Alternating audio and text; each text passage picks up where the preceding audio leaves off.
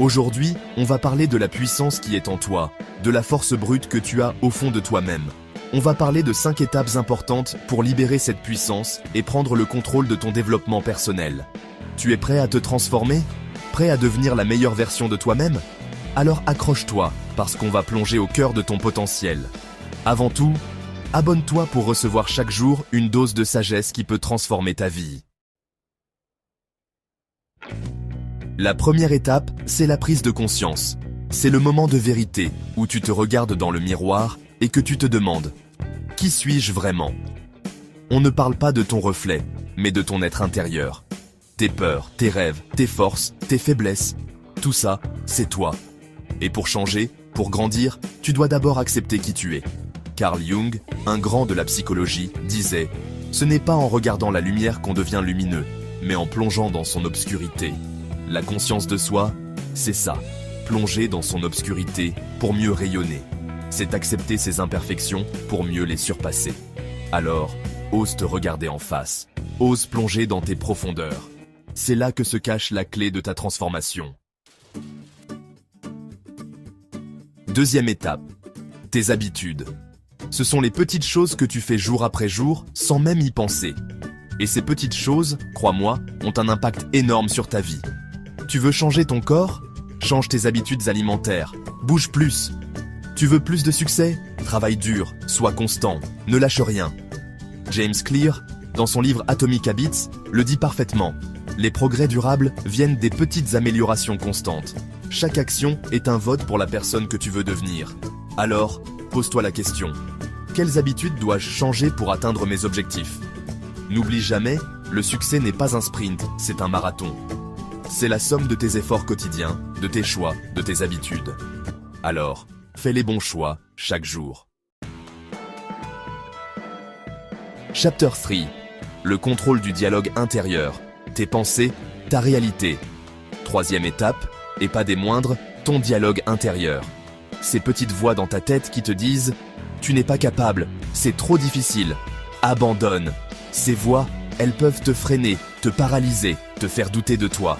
Mais la bonne nouvelle, c'est que tu as le pouvoir de les contrôler.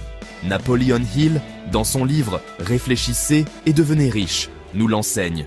Tout ce que l'esprit peut concevoir et croire, il peut l'accomplir. Ton esprit est un aimant. Si tu penses positif, tu attires le positif. Si tu doutes, tu attires le doute. Alors, nourris ton esprit de pensées positives, de confiance, de gratitude. Dis-toi que tu es capable, que tu vas réussir, que tu mérites le meilleur. Et crois-moi, tu finiras par y arriver. Chapter 4. La gestion des émotions. Maîtrise tes émotions, ne les laisse pas te maîtriser. Quatrième étape, la gestion des émotions. Les émotions, c'est comme le feu. Bien contrôlées, elles peuvent te réchauffer, te donner de l'énergie.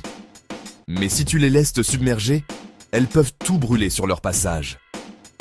Apprends à identifier tes émotions, à les comprendre, à les accepter. Ne les refoule pas, mais ne les laisse pas non plus te contrôler.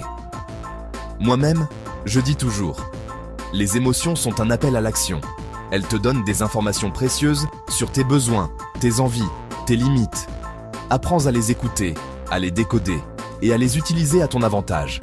La maîtrise de soi, c'est la clé de la réussite dans tous les domaines de ta vie. Chapter 5. L'engagement à progresser constamment. Le voyage sans fin. Cinquième et dernière étape, mais certainement pas la moindre, l'engagement à progresser constamment. Le développement personnel, ce n'est pas un but à atteindre, c'est un voyage sans fin. Chaque jour est une nouvelle opportunité d'apprendre, de grandir, de devenir une meilleure version de toi-même. Robin Sharma, dans son livre Le moine qui vendit sa Ferrari, le dit si bien. Chaque jour est une chance de renaître meilleur. Alors, ne cesse jamais d'apprendre, de te challenger, de sortir de ta zone de confort. La vie est un cadeau, et chaque jour est une nouvelle page blanche à écrire. Écris une histoire extraordinaire, une histoire qui te ressemble, une histoire dont tu seras fier. Outro. Libère ton potentiel. Voilà, tu as maintenant les clés en main. 5 étapes simples mais puissantes pour libérer ton potentiel et prendre le contrôle de ta vie. N'oublie jamais, tu es capable de tout ce que tu décides d'accomplir. Alors, fixe-toi des objectifs ambitieux, crois en toi et n'abandonne jamais. Si ce message t'a touché, commente, partage, abonne-toi et surtout, applique-le, car le vrai changement commence dans l'action.